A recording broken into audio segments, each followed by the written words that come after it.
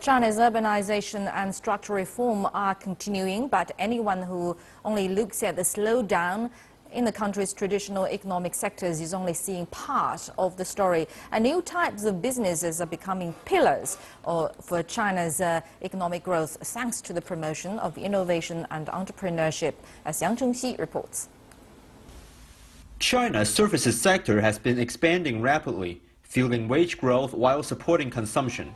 Today, a bunch of highly innovative tech firms is leading the way in this vibrant sector.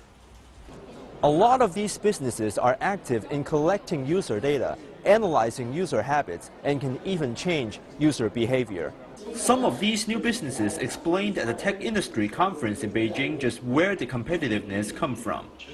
The advantage of technology-based firms is that they can access much more useful data than traditional companies. We use big data analysis to track what people buy. Based on that, we can recommend goods to them that they might be interested in.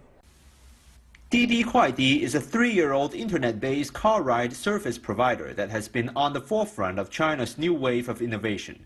Apart from allowing taxi hailing from mobile phones, the company has launched a series of new services that it believes will shore up demand for car rides. If you look at our product launches in the past year, it's been the private car service was launched in last year, the hitch service was launched last year, the chauffeur service launched last year. Sun said what sets Didi apart from traditional companies is that its new services are the result of careful calculations centered on internet-based business intelligence.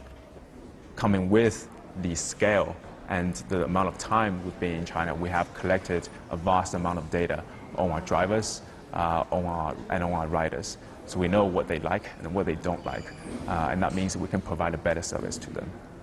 That corresponds with the government's proposed supply-side reforms, where companies are encouraged to provide better services to satisfy higher consumer needs. Experts believe easier access to data and information makes companies more aware and also makes customers more picky. That's a good thing for the services industry as a whole. So this becomes a really competitive environment. So it's so difficult now to do something quickly with low quality, because all the products will be monitored and rigorously evaluated by everybody. New business models like Didi have been dodging oppositions from traditional players in the sector. However, after several rounds of local government crackdowns on Didi, the authorities seem to be changing attitude towards these new businesses. Didi received its first local private car license in Shanghai in October.